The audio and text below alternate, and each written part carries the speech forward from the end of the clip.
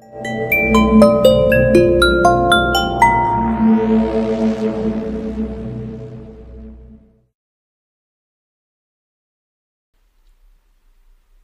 কিছুদিন হলো কমলবাবু অনুপস্থিত। ফোন করতে জানতে পারি ভদ্রলোক লেখালেখির কাজে বেশ ব্যস্ত। আসলে সামনেই দুর্গাপূজা, তাই প্রকাশকদের তাগাদায় বেচারা কমলবাবু একেবারে যাতা অবস্থা। আবার বেনুদার কাছ থেকে জানতে পারি ভদ্রলোক পণ করেছেন যে নতুন উপন্যাসের 5টা এডিশন তিনি বার করেই ছাড়বেন। বেনুদাকে এ বিষয়ে জিজ্ঞাসা করতে সে বলে, দেখ পার্শ্বে মানছি কমলবাবুর লেখার মধ্যে ভুল ত্রুটি বিস্তর আছে, কিন্তু এটাও মানতে হবে যে রহস্য গল্প পরিবেশনায় ভদ্রলোকের এলিম আছে। সত্যি তাই, আমিও ব্যাপারটা বহুবার লক্ষ্য করেছি বটে। ওনার লেখার মধ্যে গাঁজাখড়ি থাকলেও মন মাতানো শব্দচয়ন আর গোয়েন্দা সমশ্রেণীর উপস্থাপনা সত্যিই অনবদ্য। বেনুদার কথায়, কোনো মানুষের এমনি এমনি এত ভক্ত সংখ্যা হয় না রে পার্শ্বে, ওনার মধ্যে এলেম আছে। তাই এই প্রতিযোগিতামূলক বাজারে গর্বের সঙ্গে নিজের লেখার জয়ের পতাকা উড়িয়ে বেড়াচ্ছেন। তাই আমিও আর বেনুদা কেউই তাকে বিশেষ বিরক্ত করিনি। গত সপ্তাহে বেনুদার কলকাতার গয়নার ব্যবসায়ীর নেকলেস চুরির রহস্যে তাই কমলবাবু বাদ পড়ে যান।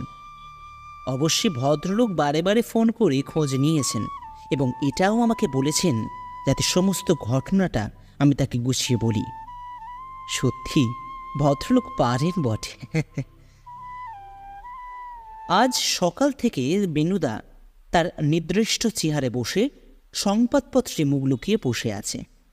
কি যে পড়ছে সেটা বলা কঠিন, আর সত্যি বলতে কি আমিও জানতে বিশেষ আগ্রহী নই।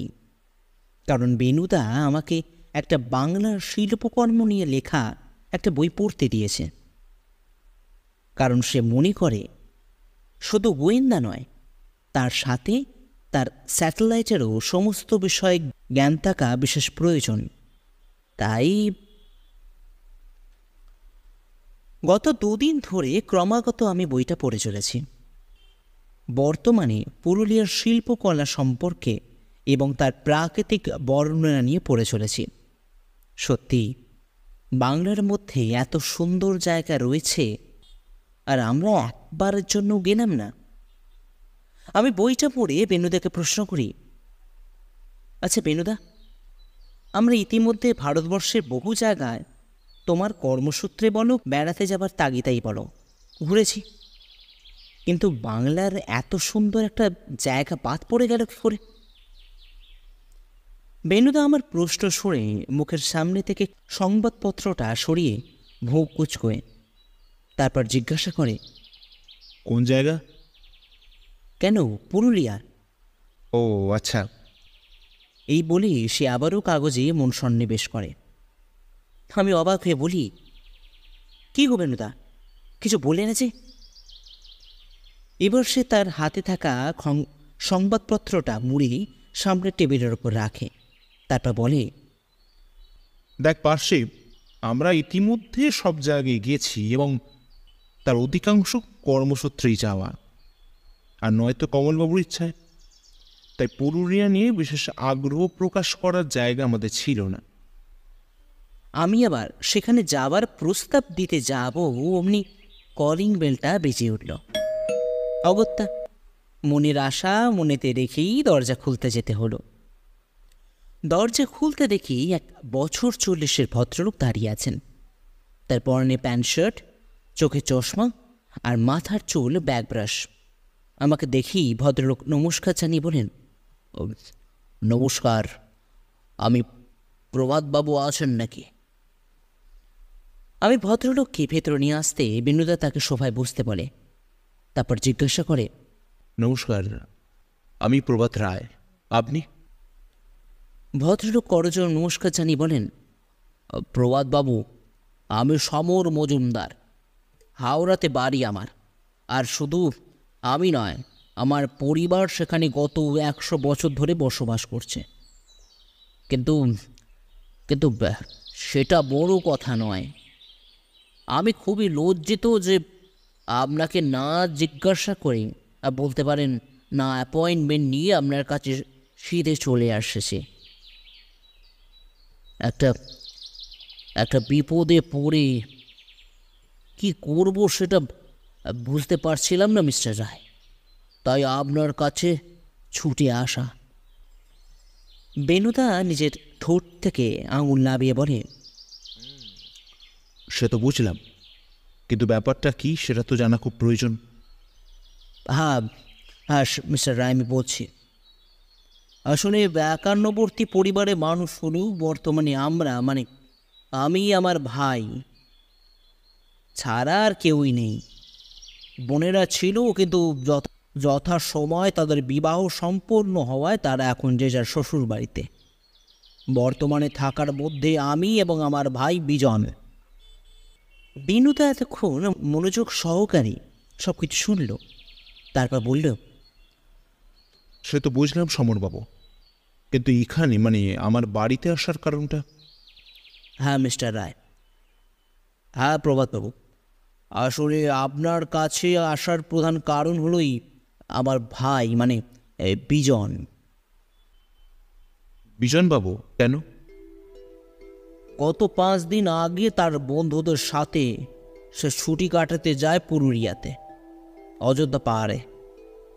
এর আগেও বহু জায়গা সে ট্রেকিং করে বেরিয়েছে এবং তার বন্ধুদের দলের সাথেই সে ঘুরে বেরিয়েছে। কিন্তু কিন্তু এবারে এই বলে চুপ করে যান মিস্টার মজুমদার। বেনুদা তার দিকে ঝুঁকে পড়ে বলে, এবারে কি সমরবাবু?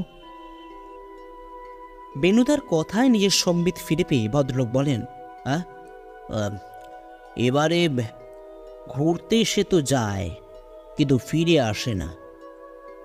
আমি অবাক হয়ে বলি, তার মানে? সমরবাবু আমার দিকে ফিরে বলেন, হ্যাঁ ভাইয়া, বিজনের গতকাল সকালে ফেরার কথা থাকে।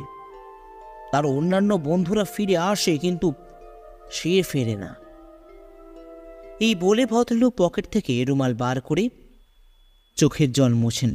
বিনুদা ভদ্রলোককে আশ্বাস দিয়ে বলে, দেখুন মিস্টার মজুমদার, এভাবে ভেঙে পড়বেন না। বরঞ্চ ঘটনাটা যদি আমাকে খুলে বলেন তাহলে আমার পক্ষে এবং বেশিরভাগটা আপনার পক্ষেই যথেষ্ট ভালো হবে।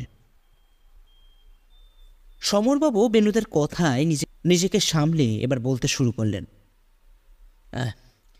আসলে বিজন আর তার 2 বন্ধু ভারতবর্ষের বহু জায়গায় ক্যাম্প করে বেড়ায়। এবারে তারা পুরুলিয়া অযোধ্যাতে যায়। সেখানে পৌঁছে ভালোই ছিল সে। ফোনে ক্রমাগত আমার সাথে কথাবার্তা চলতে থাকে, বহু ছবিও লেনদেন করে। সত্যি বলতে কি, আমারও সেখানে যাওয়ার ইচ্ছা করতে থাকে। সে যাক, গতকাল সকালে তাদের ফেরার কথা থাকলেও তারা কেউ যখন ফেরে না তখন আমি তাকে ফোন করি, কিন্তু আশ্চর্য বিষয় হলো তার ফোনটা পরিষেবা সীমার বাইরে। বহুবার এরকম করার পর সৌগত, আমার ভাইয়ের বন্ধু, ওকে ফোন করি। সে তখন আমাকে সমস্ত ব্যাপারটা খুলে বলে। কি বলে? সে বলে ওদের ফিরে আসার আগের দিন সকাল থেকেই বিজনকে খুঁজে পাওয়া যাচ্ছে না মিস্টার রায়। ওরা বহু জায়গায় খুঁজে দেখেছে, এমনকি ওখানকার যারা সিকিউরিটি এজেন্সি তারাও খুঁজে দেখার চেষ্টা করেছে, কিন্তু কিন্তু কিন্তু আমার ভাইকে আর পাওয়া যায়নি মিস্টার রায়। আমার ভাইকে আর পাওয়া যায়নি। একদিন কেটে গেল, তা ওরা আপনাকে জানায়নি কেন ব্যাপারটা? ভদ্রলোক নিজেকে সামলে বলেন, আসলে সৌগত খুব ভয় পেয়ে যায়। প্রথমে ওখানে ওরা খোঁজাখুঁজি করতে থাকে বটে, ওখানকার সিকিউরিটিদের দিয়েও খোঁজ চালায়, কিন্তু অগত্যা ওখানকার থানায় খবর দিয়ে ওরা ফিরে চলে আসে। আমি তাই সময় নষ্ট না করে সিধে আপনার কাছে ছুটে আসি। আপনি দয়া করে আমার কেসটা নিন মিস্টার রায়। বেনুদা সমরবাবুর কথা শুনে কেমন জানি চুপ করে যায়, তারপর বলি,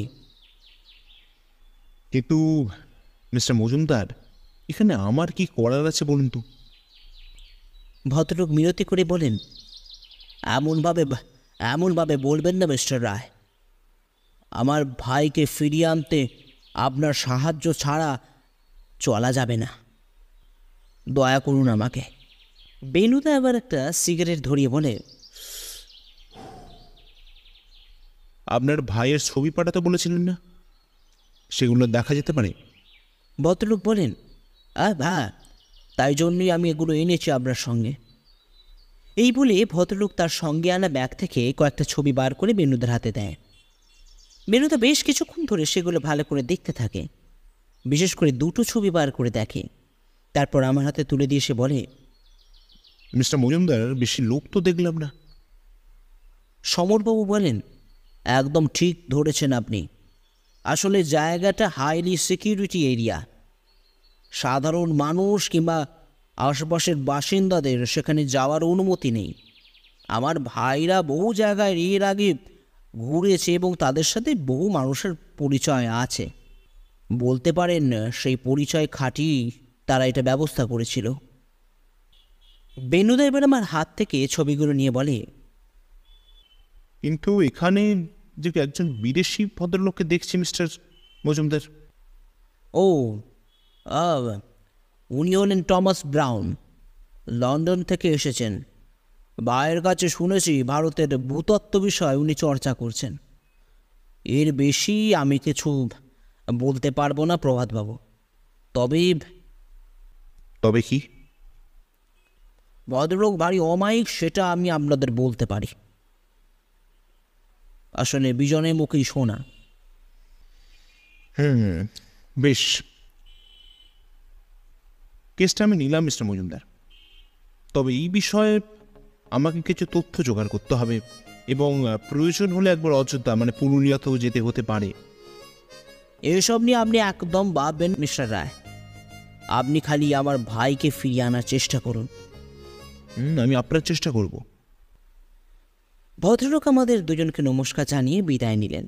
আমি বেনুদাকে কিছু বলবো, অমনি সে বলে, এখন কিছু নয় পার্শ্বে, সবার আগে কমলবাবুকে আসতে বল, না হলে ভদ্রলোক ভারী রাগ করবেন। না মশাই, এটা একদম ঠিক করেননি মশাই। মিস্টার মজুমদারি দিয়ে যাওয়া ছবিগুলোকে দেখে আফসোসের ভঙ্গিতে বলে ওঠেন রহস্য রোমাঞ্চ ঔপন্যাসিক কমল বন্দ্যোপাধ্যায়। বেনুদা জানলার সামনে দাঁড়িয়ে সিগারেট ধরিয়েছিল। হঠাৎ কমলবাবুর এরকম উদ্ধৃতিতে তার দিকে ফিরে বলে, কেন এরকম বলছেন কেন? কমলবাবু সিঁড়ে বেনুদার পাশে গিয়ে বলে, মশাই, এই কেসটার মাথা মুন্ডু তো কিছুই বোঝা যাচ্ছে না মশাই। আপনার মতন নামজাদা গোয়েন্দা এইসব ছোট মোটো কেসে। বেনুদা এবার হেসে বলে, কমলবাবু, প্রথমত কেসটার মাথা মুন্ডু আপনার বোঝার দরকার নেই, ওটা আমার কাজ। আর দ্বিতীয়ত, মানুষকে বিপদে পড়লে তাকে সাহায্য করাও কিন্তু আমাদেরই কাজ। বলতে পারেন একটা মনুষ্য জাতির লক্ষ্য। তাতে নামের প্রয়োজন কি খুব একটা আছে কমলবাবু, কি বলেন? না মশাই, আমি জানতুম আপনি এরকম প্রশ্নের উত্তরই দেবেন। এরপর আমার দিকে ফিরে হাত দুটো দোলাতে দোলাতে বলেন, ভাইয়া বলিস, এই তোমার দাদার হেয়ালি বোঝার উপায় আমার নেই ভাই। তাই তুমিই বলো ভাইয়া, পরবর্তী পদক্ষেপ কি? আমি হেসে বলি, কমলবাবু, এই বিষয়ে আমি একেবারেই অজ্ঞ। তাই বেনুদা যা বলবে। আচ্ছা, আপনার গল্পের কি খবর? ভদ্রলোক আমার সামনে সোফায় বসে বলেন, ফুল ডান ভাইয়া। প্রকাশকদের লেখা জমা করাতেই তোমার ফোন পাই, ব্যাস নির্ভাবনায় বেনুবাবুর বাড়িতে। বেনুদা এবার কমলবাবুর দিকে ফিরে বলেন, আচ্ছা কমলবাবু, আপনি গাড়ি এনেছেন তো? আজ্ঞে। এই শুনে বেনুদা ফোনের রিসিভারটা হাতে নিয়ে কাকে যেন ফোন করে। আমি জিজ্ঞাসা করতে সে বলে, সমরবাবু। আমি আর কমলবাবু বেনুদার দিকে হাঁ করে তাকিয়ে থাকি। আর বেনুদা বলে, হ্যালো মিস্টার মজুমদার, আমি প্রভাত রায় বলছি। আপনি বাড়ি আছেন? That's great. একবার আপনার ভাইয়ের বন্ধুর সাথে দেখা করা যেতে পারে। ও, উনি আপনার সাথেই আছেন? বেশ, আমরা যাচ্ছি। ফোন রাখতে কমলবাবু বলেন, মশাই এবার তাহলে? একদম ঠিক ধরেছেন কমলবাবু। বেনুরায় তার মগজাস্তের কাজ শুরু করে দিয়েছে।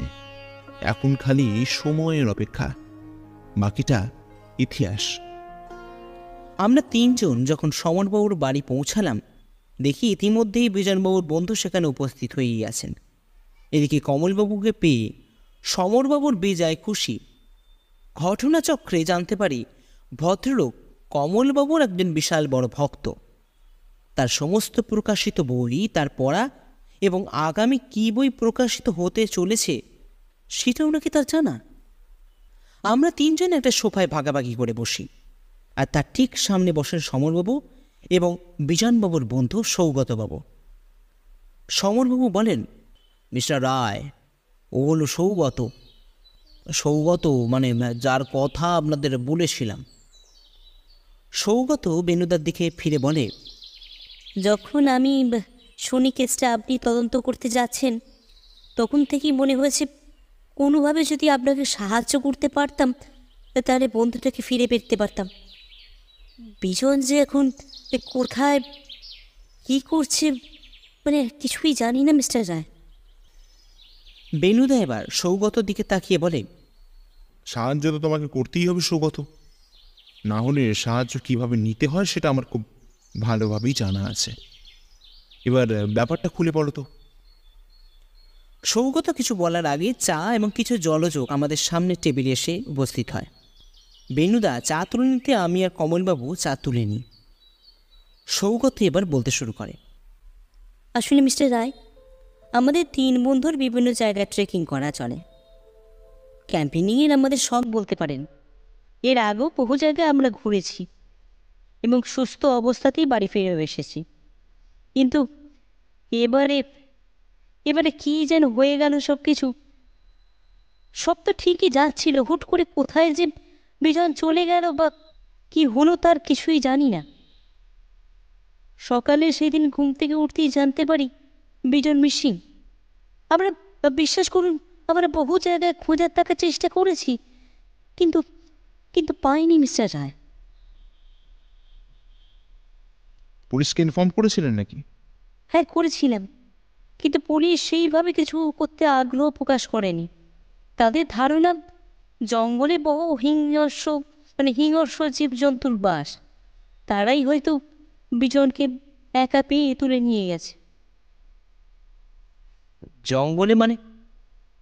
আসলে আমরা যেখানে ছিলাম সেই জায়গাটা বলতে পারেন একটা অব্বিট জায়গা। সাধারণ মানুষের সেখানে প্রবেশ একেবারেই নিষিদ্ধ। আর শোনা যায় কিছু মানুষ বন্য জন্তুর কবলও সেখানে পড়েছে। বুঝতেই পারছেন, অযোধ্যা পাহাড়ের ওই দিকটা এই সাধারণ মানুষের মানে আড়ালে রাখা হয়, যাকে বলে রেস্ট্রিক্টেড এরিয়া। তাহলে আপনারা পারমিশন পেলেন কী করে? তো সেটা বলতে পারেন আমাদের আগের কর্মফলের গুণ। বেশ, বুঝলাম। এরপর আর কোনো কথা নেই।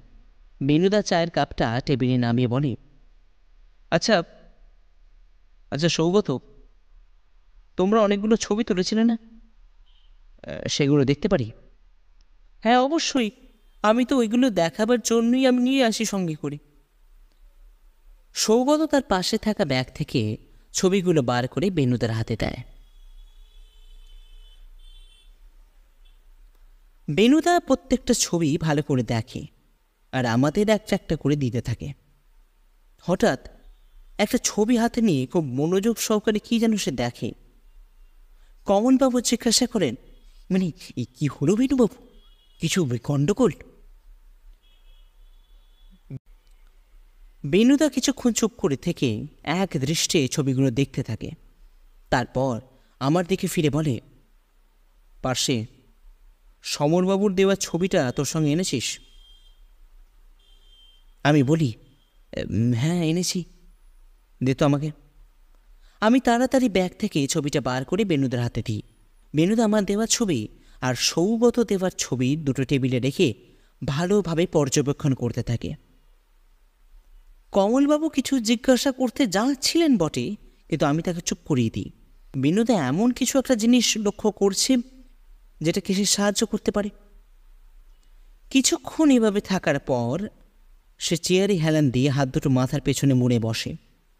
আমি এবার বলি, কি হলো বেনুদা, কিছু পেয়েছ নাকি? বেনুদা এবার সিধে হয়ে বসেই আমাকে বলে, ছবি দুটো একবার ভালো করে দেখ তো পারছি। আমি ছবি দুটো হাতে নিয়ে ভালো করে দেখতে থাকি। এদিকে কমলবাবু আমার পাশে ছবি দুটোর দিকে ঝুঁকে পড়ে তিনিও দেখতে থাকেন। তারপর বলেন, মানে এই কিছু পেয়েছো ভাইয়া? সত্যি বলতে কি, একটা গণ্ডগোল আমার লাগছিল, তবে সেটা কতটা যথার্থ সেটা বুঝতে পারছি না।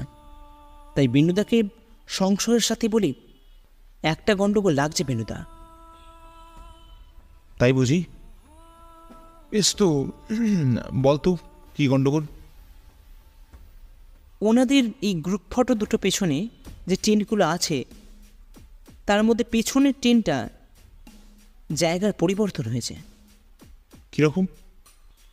যে ছবিটা মিস্টার মজুমদার তোমাকে দেন আর যেটা সৌগতবাবু দিয়েছেন, তাদের মধ্যে শেষের যে তাঁবুটা লাগানো আছে সেটা বেশ কিছুটা পিছিয়ে আছে। বেনুদা এবার আমার কাঁধে একটা চাপড় মেরে বলে, সাবাস পার্শ্বে সাবাস, একদম ঠিক ধরেছিস। তারপর সৌগতবাবুর দিকে ফিরে বলে, ছবি দুটো কবে তোলা? সৌগত প্রথমটা হকচকিয়ে যান, তারপর বলে, হ্যাঁ মানে যতদূর আমার মনে হয় বিজন তার ফোনে সমরদাকে পাঠানোর জন্য ওই ছবি দুটো তোলে, তারপর ফেরার আগের দিন এটা আমি তুলি। বেনুদা এবার চেয়ার ছেড়ে উঠে দাঁড়িয়ে আমাদের সামনে পায়চারি করতে করতে বলে, সমরবাবু, ব্যাপারটা আমার ঠিক ভালো লাগছে না। মানে আপনি এরকম বলছেন কেন? এবার সমরবাবুর দিকে ফিরে বেনুদা বলে, বলছি কারণ তাঁবুর অবস্থানটা যে এমনি এমনি সরে যায়নি, সেটা তো আর বলে দিতে হয় না সমনবাবু। তারপর সৌগতর দিকে ফিরে বলে, আচ্ছা,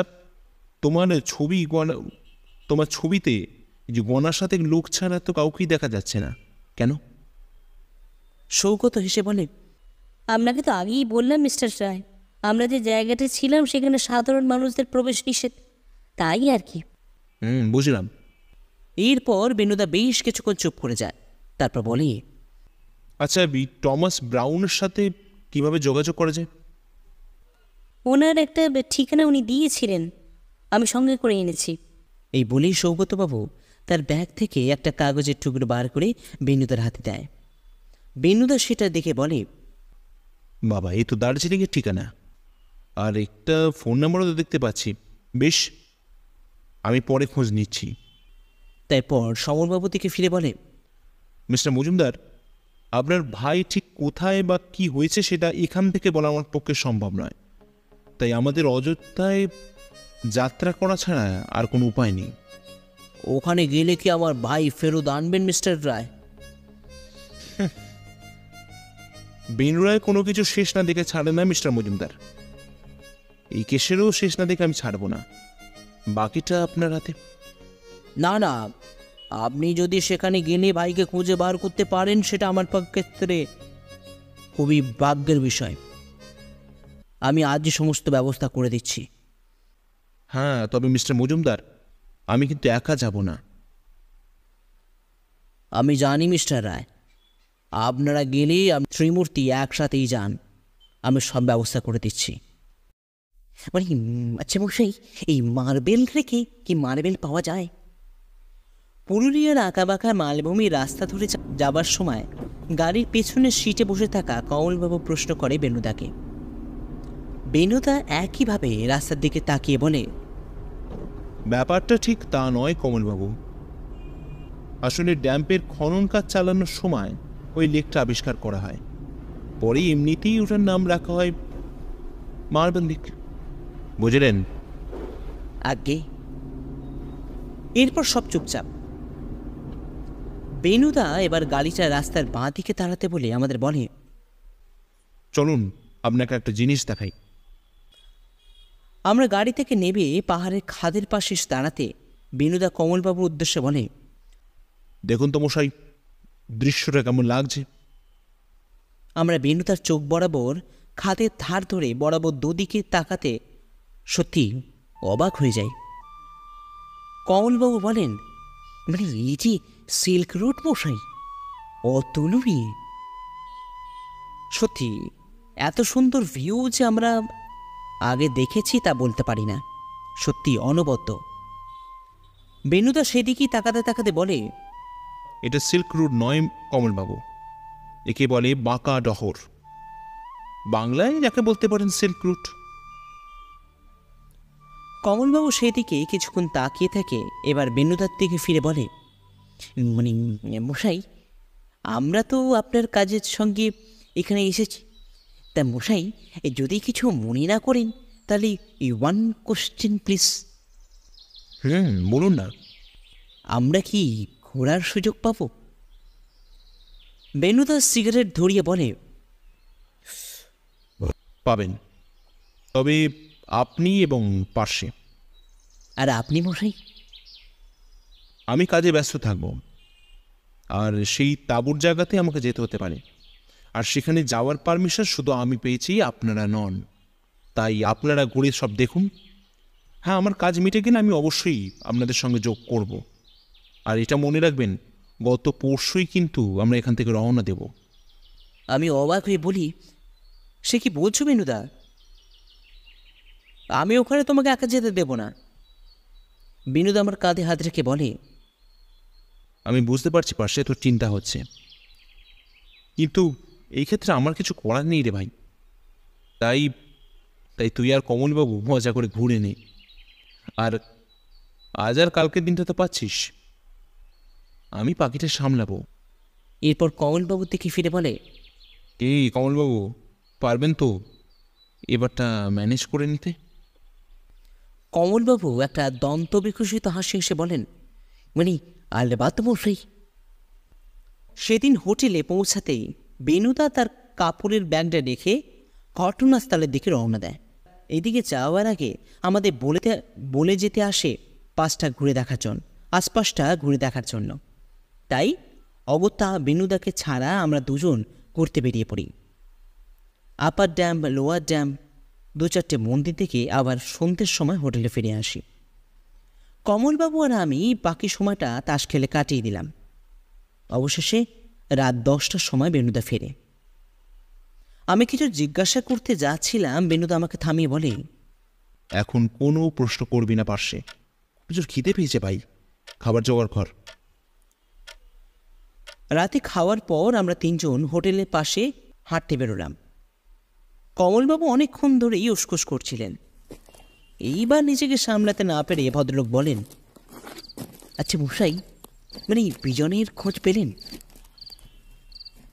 বেনুদা তার হাঁটা থামিয়ে কমলবাবুর দিকে দৃষ্টি দিয়ে পাহাড়ের ধারে গিয়ে দাঁড়িয়ে একটা সিগারেট ধরায়, তারপর তাতে একটা শুকটান দিয়ে বলে,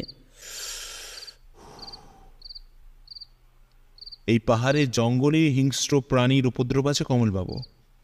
বেশিক্ষণ হোটেলে বাইরে রাতে ঘোরাঘুরি করা স্বাস্থ্যের পক্ষে খুব একটা উপকারী হবে না। কমলবাবু একবার সচকিতে চারিদিকে তাকিয়ে বলেন, মশাই, এই ব্যাপারটা তো আমার জানার মধ্যে ছিল না। বেনুদা এবার কমলবাবুর দিকে ফিরে মুচকে এসে বলে, এমন অনেক কিছু জিনিস আছে কমলবাবু যেগুলো আমাদের জানার বাইরে, সেগুলো ধরতে গেলে বুদ্ধির গোড়ায় তা দিতে হয়। আমি জিজ্ঞাসা করি, কিছু কি তথ্য পেলে বেনুদা? বেনুদা আমার প্রশ্নের কোনো উত্তর দিল না, কেবল দূরে অন্ধকারে হারিয়ে যাওয়া পাহাড়ের দিকে তাকিয়ে থাকে। এখন শুধুই কমলবাবুর নিঃশ্বাসের চাপা উত্তেজনার শব্দ, ঝিঝি পোকার শব্দ। কিছুক্ষণ এভাবে থাকার পর বেনুদা বলে,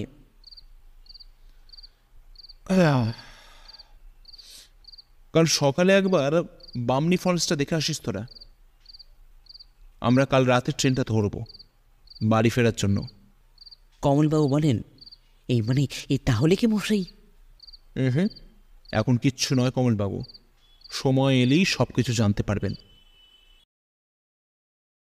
মিস্টার রায় কিছু খোঁজ পেলেন নাকি আমার ভাই? প্রশ্ন করলেন মিস্টার মজুমদার। আমরা এখন সমরবাবুর বাড়িতে বসে আছি। আমরা তিনজন একটা সোফায় ভাগাভাগি করে বসে আছি। আমাদের ঠিক সামনে বসে আছেন সমরবাবু। সৌগতবাবুর শরীর ভালো না থাকায় তিনি আসতে পারেননি। আজ মহাসপ্তমী, পাশের বারোয়ারি থেকে ঢাকের শব্দ শোনা যাচ্ছে। আমাদের কারোর মুখেই কোনো কথা নেই। বিনুদা এবার সমরবাবুর প্রশ্ন শুনে চায়ের পেয়ালাটা টেবিলে নামে রেখে বলে, আপনি ঠিক কি শুনলে আনন্দ পাবেন বলুন তো মিস্টার মজুমদার? বিনুদার এই ধরনের উত্তরে সত্যি অবাক হয়ে গেলাম আমরা। কী সব বলছে সে? সমরবাবু বলেন, এসব কি বলছেন মিস্টার রায়? অবশ্যই ভাইয়ের একটা সুসংবাদ পেলেই তো খুশি হব। বেনুদা একটা অট্টহাসি এসে বলে, তাই বুঝি? এই বলে আবারও হাসতে থাকে সে। কমলবাবু অবাক হয়ে প্রশ্ন করেন, মানে কি হলো মশাই? আপনি সমরবাবু উত্তরে মানে হাসছেন কেন? বেনুদা নিজেকে সামলে বলে, কমলবাবু, একটা প্রশ্ন করবো আপনাকে। হ্যাঁ নিশ্চয়ই। আপনি কখনো নিজের ভাইকে খুন করেছেন? আরে মশাই, আমার তো নিজেরই ভাই নেই মশাই। কথা থামালেন কমলবাবু।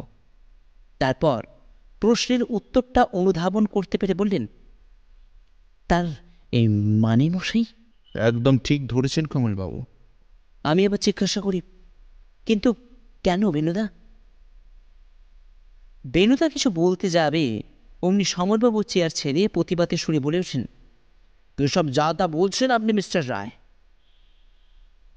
বেনুদা তার দিকে স্ত্রীর দৃষ্টি ফেলে বলে, আমি যে যা তা বলছি না সেটা আপনার থেকে কেউই ভালো করে বলতে পারে না মিস্টার মজুমদার। তারপর আমার দিকে ফিরে বলে, সমরবাবুর ব্যবসায় অনেক দিন থেকেই লসে চলছিল, তাই ভাইয়ের জীবন বিমাটা কাজে লাগাতে চেয়েছিলেন উনি। যতই হোক সৎ ভাই, তাই দস্যুদের কাজে লাগিয়ে ভাইকে মেরে ফেলতে তিনি দ্বিধাবোধ করেননি। কমলবাবু বলেন, কিন্তু মশাই, কিন্তু আপনাকে কল করার কারণ কি? বুঝলেন না? আসলে ভাইকে মেরে ফেলে বডিটা তাঁবুর তলায় পুঁতে রেখেছিলেন উনি। ভেবেছিলেন পরে উনি দেহটা উদ্ধার করবেন, কিন্তু বন দপ্তরের সিকিউরিটি বেড়ে যাওয়ায় উনি সেটা করতে পারেন না। তাই অগত্যা আমার সাহায্য নিতে হয়। কিন্তু উনি ভুলে গিয়েছিলেন যে বেনু রায় রহস্যের কিনারা না করে ছাড়ে না। বেনু রায় রহস্যের কিনারা শুধু করে না, তার সাথে গোড়া থেকে এটাকে উৎখাত করে। কিন্তু মশাই, এই ডেড বডিটা কোথায়? জঙ্গলের মধ্যে। আমি অবাক হয়ে প্রশ্ন করি, কিন্তু একটা কথা কিছুতেই বুঝতে পারছি না বেনুদা। তোর আবার কি প্রশ্ন? বেশ বল। তুমি এত কিছু ধরতে পারলে কি করে? বেনুদা এবার হেসে চেয়ার ছেড়ে উঠে আমাদের সামনে পায়চারি করতে করতে বলে, আসলে সম্পূর্ণ কৃতিত্ব কিন্তু সৌগতর। কেন? আসলে ও যে ছবিটা সঙ্গে এনেছিল তাতেই আমি একটা ক্লু পাই। কমলবাবু আগ্রহ প্রকাশ করে বলেন, মানে কি ক্লু মশাই? বেনুদা কমলবাবুর দিকে ফিরে একটা ধূর্ত হাসি এসে বলে, পাশে সমরবাবু দেওয়ার ছবি আর সৌগতর ছবি দুটো এনেছিস, একবার বার করতো। বেনুদার কথা মতন ছবি দুটো বার করে বেনুদা হাতে দিই। বেনুদা ছবি দুটো হাতে নিয়ে কমলবাবুর পাশে এসে বসে। তারপর বলে, এই দেখুন কমলবাবু, বিদেশি ভদ্রলোকের গালে থাকা আঁচিলের জায়গায় কেমন প্রথম ছবি আর দ্বিতীয় ছবির মতো জায়গা অদল বদল হয়েছে দেখুন। আমি সেদিকে তাকিয়ে দেখি, সত্যি তো, এটা তো আমি লক্ষ্য করিনি।